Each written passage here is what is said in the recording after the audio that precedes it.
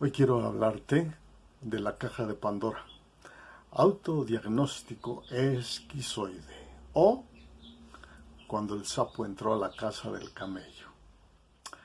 La caja de Pandora es un mítico referente de la mitología griega, tomado de la historia de Pandora, la primera mujer creada por Hefesto por orden de Zeus, que contenía todos los males del mundo. Y de todos esos males del mundo somos testigos en la calle y nos informan las redes y los medios de comunicación masiva. Pero vamos por partes. En los años 70, el Comité de Elaboración del DSM, que es el Manual Diagnóstico y Estadístico de los Trastornos Mentales, diríamos la Biblia de los psiquiatras y psicólogos, bajo la supervisión de la Asociación de Psiquiatría Americana, aceptó, pero por exigencias y manipulaciones del lobby gay, hacer cambios en tal documento de autoridad de carácter internacional.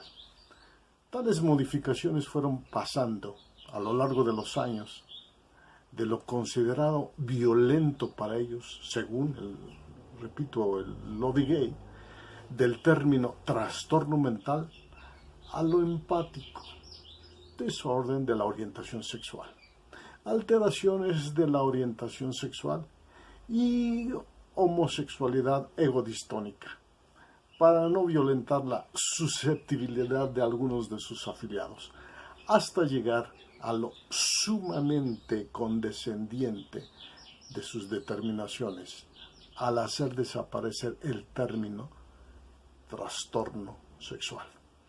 Aunque en 1999 cambia de desviación a parafilia y en el 2013 se le denomina disforia de género.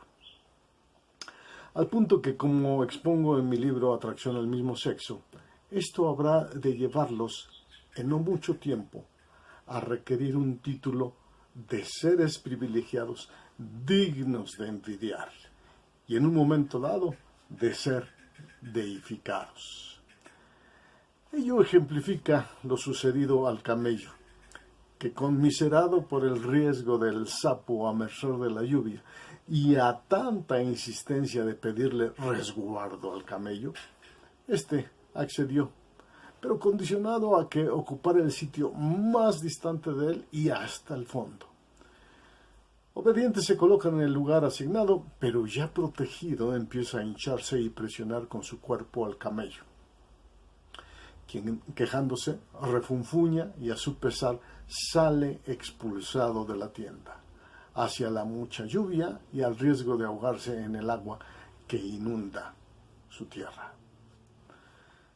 Hoy, el empoderamiento del lobby gay, trascendiendo su papel de antaño, solicitante de deferencias, a su propia vez y como consecuencia de hacer a un lado a los especialistas, ha producido que cualquier persona, con base en sus propios intereses, deseos, caprichos y alteraciones de su pensamiento o de sus propios trastornos, determine sus síndromes en cuanto a su género, al margen de su fenotipo y genotipo psicológico. Y ahora se destapó la caja de las patologías sexuales más aberrantes sobre nuestra sociedad occidental, de tal forma que de las 120 y tantas categorías diagnósticas de las preferencias sexuales que ha creado con su propio DSM, el lobby gay, el fan de su propio DSM puede elegir o inventar aquella que explique o satisfaga sus intereses, descripciones o inclinaciones. De esa manera, ha hecho sus propias categorizaciones como, por ejemplo, el hombre que se declara una niña de 12 años y se comporta como tal, que ha convencido para ser adoptado a una pareja de lesbianas. O el hombre que puede ser un transgénero decidió ya no ser un hombre mutilado para hacerse una mujer, sino decidió después ser un caballo. O la chica que dice ser un felino y se injerta plástico en las mejillas y se hace cirugías para asemejarse a una gata, pues dice ser eso. O quienes señalan ser alienígenas y de igual manera operar sus rasgos faciales para obtener satisfacción en lo que creen que debe ser modificado hasta corresponder con su prototipo. Estas alteraciones del pensamiento empezaron cuando fueron respetadas las libertades de quienes decidieron identificarse como gato, perro u otro animal o cosa. Y como las leyes de algunos países aceptan los más absurdos disparates para que con base en los disque derechos humanos se atiendan las determinaciones de identidad, de lo que yo diría son síntomas de neurosis, de esquizoides y de trastornados con obsesiones múltiples, que crearon sus autodiagnósticos. Se han ido diluyendo entonces las diferencias entre personalidades y patologías, o personalidad y patologías. De una identificación chusca o risible de este tipo de sujetos raros ante el público, se brincó a una identificación abyecta, detestable de un hombre, ya sea mutilado o travestido a mujer, o a la inversa, de una mujer a hombre y de adultos a niños. Ya no es necesario un documento emitido por una institución de salud, en donde un especialista acote su categoría diagnóstica, afirmando y firmando X trastornos. No. Ahora es suficiente, bajo el derecho que asiste a todo ciudadano, de asumirse lo que él mismo determine para que se enarbolen derechos que ahora se elevan a derechos de carácter constitutivo, para hacer lo que no se observa por el aspecto físico, repito, fenotipo, sino lo que él asume en su genotipo, que yo denominaría genotipo psicológico. Y se le debe de respetar, pues argumenta su derecho. Y hemos llegado al punto en que ya no es risible, sino preocupante en nuestro país, como lo es en otros. Cuando el travesti o el transexual asume su supuesto derecho para entrar a usar un baño para mujeres y realizar desde voyerismo, videos y hasta abuso sexual o violaciones. Mismo asunto que se ha presentado con violadores que al ser aprendidos y condenados, asumiéndose mujeres, pelean sus derechos humanos de ser ingresados a cárceles femeninas para acabar violando reclusas. Los pedófilos argumentan sus derechos de practicar sus bajos instintos con los niños porque los aman, llamándoles preferencias sexuales diferentes, reclamando poseer una variante dentro de la norma y no una aberración o parafilia, que debe ser vista como la de cualquier otro ser humano y que debe dejar de ser condenado y perseguido por la sociedad. De igual manera con los zoófilos, necrófilos o gerontófilos habrá de suceder. Por ahí habrán de aparecer los exhibicionistas que reclamarán que no hacen ningún mal a nadie exhibiendo sus genitales en zonas donde les vea a alguna mujer. De igual manera, el froteurista que restriega su frente corporal al costado o detrás de la señorita en el transporte público, pero que enarbolará su derecho a molestar y violentarlas, argumentando que ningún daño hace y que ellas gustan de esto y les coquetean, que además será defendido por la ley, misma que habrá de ser tergiversada para favorecer y exaltar la llegada de una era con libertades de manifestaciones de sus diferencias sexuales muy normales. La preferencia sexual sugiere un grado de elección que determina la vida sexual de una persona al establecer un sexo, animal o cosa como objeto de deseo. Y llega un momento, como está sucediendo en estos días, en que pensamos que está abundando o que se ha puesto de moda la aparición de alteraciones sexuales, pero dudo que sea de esa manera. Más bien es que bajo la mediana aceptación de tales prácticas en las ciudades más grandes, se hace más fácil manifestar sus inclinaciones sexuales. Por otra parte, también influye la animación, que es una constante en los medios de comunicación masiva, para salir del closet a quienes han permanecido ocultos.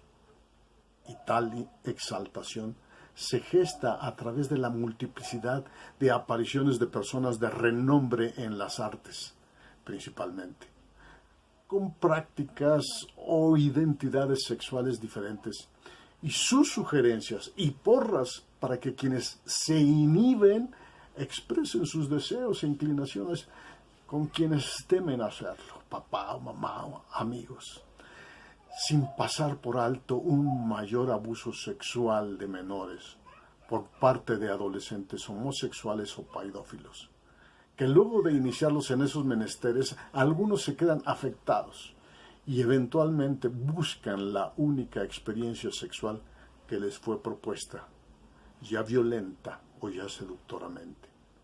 Y habrá otros de ellos que luego de dudar sobre sus identidades sexuales y desean probar, quedan improntados en tales pruebas.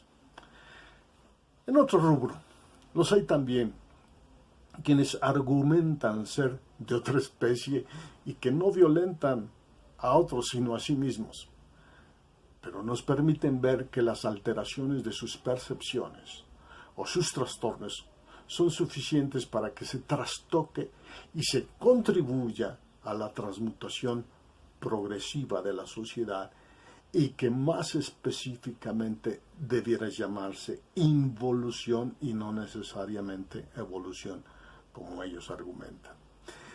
En estas múltiples, variopintas y abyectas clasificaciones podrán entrar el asesino serial, el caníbal, el abusador y violador de menores, etcétera, etcétera, próximos a ser protegidos psicológica, social y legalmente, y que están siendo cooptados por el lobby gay para formar fuerza contra los heteros, que siempre han marcado la norma y normatividad, según ellos, de lo cual están hartos y buscan acabar con ellos. A quienes hemos conocido por años quizás pronto nos den alguna sorpresa al aparecer fuera de la caja sexual de Pandora. También, aunque no sabemos, trabajan, juegan o comen con nosotros, y otros duermen a nuestro lado. De mucha importancia es destacar que los autodiagnósticos contienen limitantes obvias, en donde no se deben sobreponer a los derechos de otros o de otras leyes. Pues si alguno demanda, por ejemplo, ser el presidente de alguna nación como Canadá, por muy aceptables que sean algunos autodiagnósticos, ninguno podrá estar por encima de la Constitución que identifica a quien verdaderamente es el presidente. Así entonces, el relativismo de sus autodiagnósticos solo les da autoridad entre sus iguales, mientras no atente contra lo institucional de terceros. Y no solo diagnósticos para sí mismos, sino determinaciones sociales y políticas esquizoides están apareciendo, en donde se busca que los casados se divorcien y los solteros no se casen y solo disfruten, pero que los gays busquen a un religioso para que los case, y que los niños tienen, según los pederastas, edad para consentir en relaciones sexuales o se casen con adultos. Y pronto buscarán que algunas de estas propuestas sean elevadas a leyes. O que un niño decida, sin consultar a sus padres, ser mutilado para ser mujer. O que las niñas empiecen a ser hormonadas para empezar a ser hombrecitos. Y que los hombres sean más femeninos, que las mujeres sean más masculinas, o que las lesbianas no sean ni lo uno ni lo otro, sino quimeras o queers. Lo esquizoide de los autodiagnósticos coadyuva al destape de la caja de Pandora y contagia a todos. Y aún los gobernantes están dispuestos a dar todos los apoyos para el grupo LGBTIQ, para cuanto demande su majestad el lobby gay, para cada uno de sus agremiados. Pero la espada de Damocles para quienes deseen salir de su distorsión sexual, o para los amigos o familiares que busquen ayudarles. Así pues, el camello está pagando el precio de haber dejado entrar al sapo, y la caja de Pandora fue abierta por el lobby gay e infesta al mundo de los horrores de ella. Soy Jorge García Jaime. Busca nuestros videos en YouTube y en Facebook con mi nombre y mis libros y manuales acerca de múltiples temáticas. Hasta la próxima.